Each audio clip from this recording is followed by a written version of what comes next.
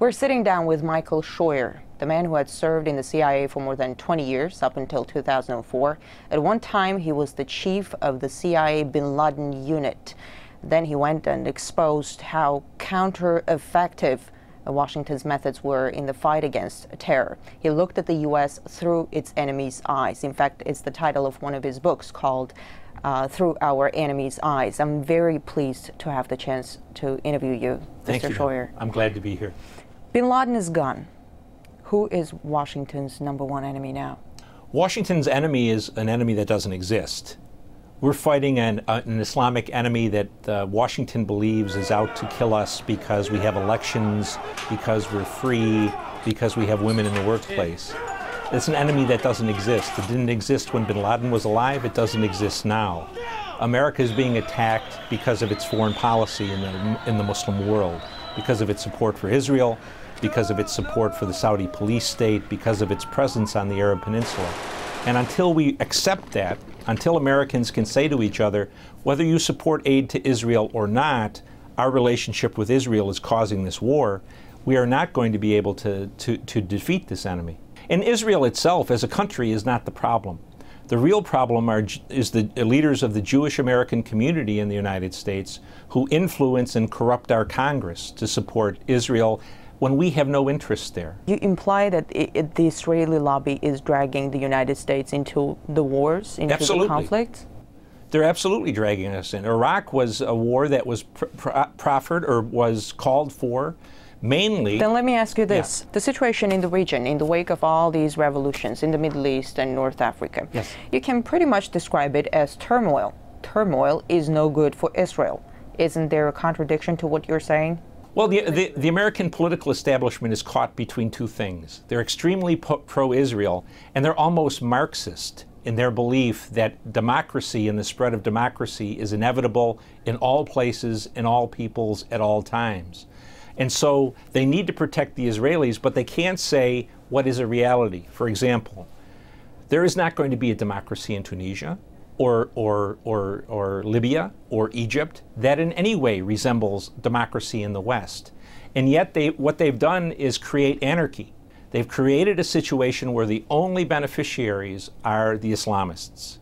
The guns that have flown out of Egypt, out of Tunisia, out of Libya to the Islamists have been enormous in their volume. And the prisons that were opened in Egypt, Tunisia, and Libya have reinforced the Islamist groups across the world. So their mindless pursuit of secular democracy, at the end of the day, endangers the stability of the region and probably the whole world. Are you saying we're going to see further radicalization of the region? Oh, especially in Africa. Yes, ma'am. The guns that are flowing out of the 3 places where there were Arab Spring revolts are going to cause problems in Somalia, across North Africa, and in Nigeria. Let's talk about Syria. Yes. Syria says the earth will start shaking if anyone intervenes in their internal affairs. How badly does the U.S. Is the U.S. trying to interfere? Oh, I think we're interfering unconscionably. Until they removed the U.S. ambassador, he was running around the country trying to encourage groups to overthrow the Syrian government. That is not the role of any diplomat, United States or Russian or Chinese or British. We have really very cold-bloodedly urged Syrians to get out on the street knowing that they're going to get shot down by their government. Again, Syria is a country where there is no U.S. interest. Since I was a little boy, we've been afraid of the Syrians, and if you look at the map, it's hard to imagine that little blot of country called Syria could be a threat to the United States. The CIA has reportedly worked with the Syrian opposition for years. Well, I'm not sure we worked with the Syrian opposition. We've certainly worked with the Syrian WikiLeaks government. Cables, well, I haven't. Yeah. Well, then, if it's there, it's there. But our relationship with the Syrians is really a relatively unimportant one. But again, it's another very good example of the dichotomy in the thinking of American leaders. Because as we call for democracy in Syria, if Assad goes, Israel's security goes straight down. If the region becomes a complete mess, doesn't Washington see any dangers to Israel? I mean, with Iran involved, it won't be pretty. I think that's exactly right, ma'am. I don't know what the thinking is, except that they have come down on the belief that democracy is better for everybody. And the truth is, American and Western foreign policy interests in the Middle East have depended for 50 years on the maintenance of tyranny. Tyranny that gave us access to oil, tyranny that protected Israel, and in the last 20 years, tyrannies that persecuted Islamists to protect us. All of that is going by the wayside. And to the Israelis' credit, the Israelis are the only ones who have stood up and said, democracy may not be very good for our security, and they couldn't be more correct. About Iran, what's Washington's plan for Iran?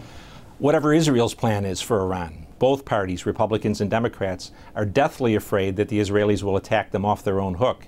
And if Israel attacks Iran, the Americans will get blamed for condoning it, whether we did or not.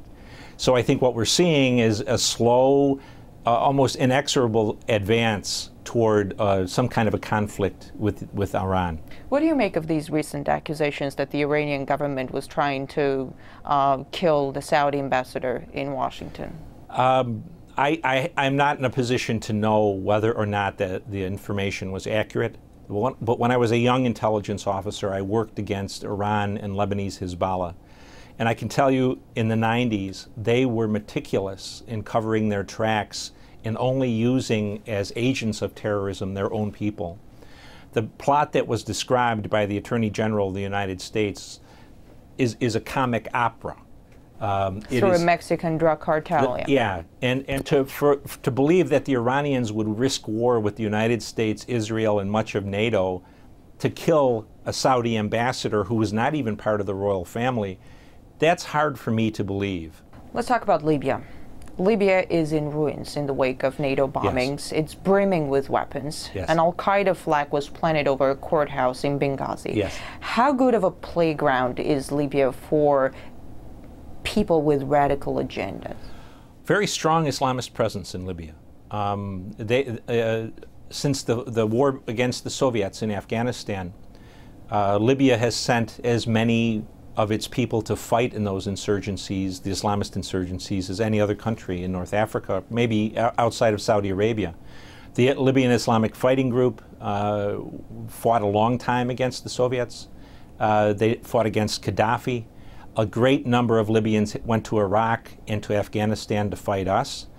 And whatever strength the Libyan resistance had in terms of military capability, that came from experienced Islamist fighters.